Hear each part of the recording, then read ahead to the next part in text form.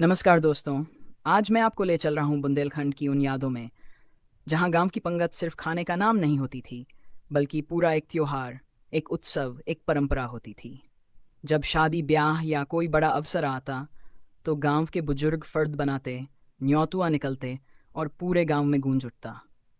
चल बो होए, पत्तल दोना, कसेंडिया का पानी, आलू टमाटर की सब्जी, बड़ी बड़ी पूड़ियाँ और सबसे खास सन्नाटो जो हर कौर के साथ शरीर को झंझना देता था।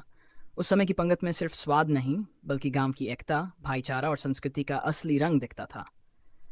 तो आइए आज के इस ब्लॉग में हम याद करते हैं वही पुराने दिन, वही गांव की पंगत और उसका अद्भुत अनुभव। साहित्य के मंच पर बुंदेलखंड की गांव की पंगत का वर्णन कर रहा हूँ। पहले किस प्रकार समूह भोजन होता रहा। बुंदेलखंड की पंगत मेरा बचपन का अनुभव है। ये गिने चुने गांव के बड़े आदमी के यहाँ होती थी, प्रायः शादी के समय, जिसकी जानकारी 2-3 महीने पहले ही मालूम हो जाती थी, फलाने कक्का के यहाँ होगी। गांव के बुजुर्ग बैठकर फर्द बिरादरी बार तैयार करते। गांव के खबास नाव कक्का को फर्द नाम बार पढ़कर सुनाई जाती और कहा जाता कि न्योतुआ बुलौआ कुंडी खटखटा कर सुबह सुबह दिया जाए। इसमें एक विशेष फर्द चूल्हा न्योत की अलग से होती, जिसमें सपरिवार चूल्हा सहित आने का होता, कारण उनके घर चूल्हा नहीं जलेगा, सभी पंगत में ही खाएंगे। गांव में कई परिवार में पक्का खाना विशेष अवसर, दिवाली, होली या मेहमान आने पर ही बनता था। इस कारण अधिकांश लोग सुबह से ही कोठा पेट को खाली रखते ताकि दंग से खुराक भर खाया जाए। दोपहर बाद बुलोआ नाव कक्का करते, जिसमें चलबो होए कहा जाता।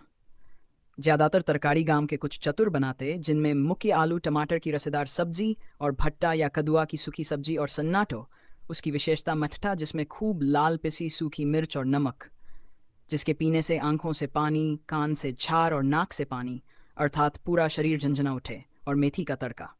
साथ ही पचमेर, बालूसाई, बर्फी, रसगुल्ला, छरू बूंदी, सूखी मीठी या चोकड़ियाँ, चा लड्डू ही पंगत का आकर्षण होता था।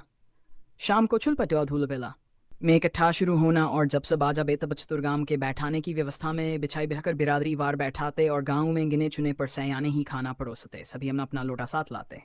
सबसे पहले पत्तल और दुनिया दोना परोसते, फिर एक कसेंडिया से पानी लेकर जल बोल कर निकलते। सभी लोटा भरकर अपने अपने पत्तल दुनिया छींटा से धो लेते। अब सबसे पहले नौन अथानो, फिर रसेदार और सूखी तरकारी, फिर लुझे भी चार चार पड़ोसी जाती। अब मिठाई की टीमा निकलती और क्रम बार पर सतह दचमेर तो पांचा चौकड़ियाँ तो एक लोग अंतमिन सन्नाटों के साथ एक पिसी शक्कर लेकर साथ साथ पर सते। जब पूरी पार सहन जाती तब पंडित जी भोजन का भोग भगवान को सुमिरकर श्री गणेश सिखाते। यह बात ऊंची आवाज में बोली जाती और पंगत शुरू होती। इस पंगत की विशेषता सिर्फ चरबर की आवाज ही सुनाई देती थी। पूरा ध्यान खाने में, यदि कोई बोलता तो घूर कर देखते। बुंदेली में एक कहावत है, बुंदेलखंडी खाने और मारने में पीछे नहीं रहत। परसैया मुस्तैद रहते, बराबर सब्जी पूरी सन्नाटो लेकर आवाज लगाते रहकर पूरी पंक्ति में चलते फिरते रहते।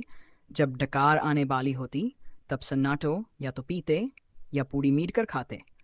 जब बार बार डकार आती या अफराहल पेट तो मीठा खाते, जो पचाने में लवन भास्कर चूरन का कार्य करता रहा। ये सब देखा है जो पूड़ियाँ बनती थी।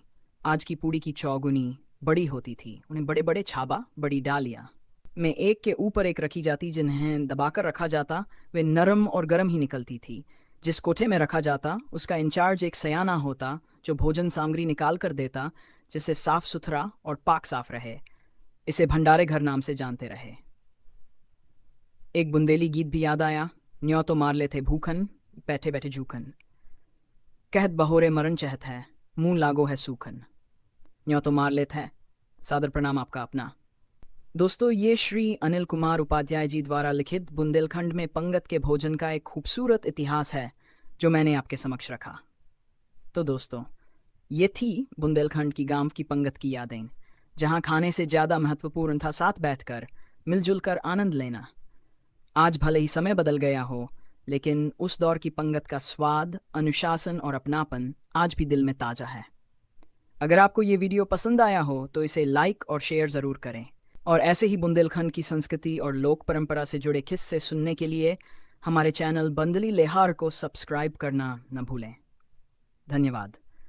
फिर मिलेंगे अगले वीडियो में बुंदेलखंड की किसी और ख़ास परंपरा के साथ।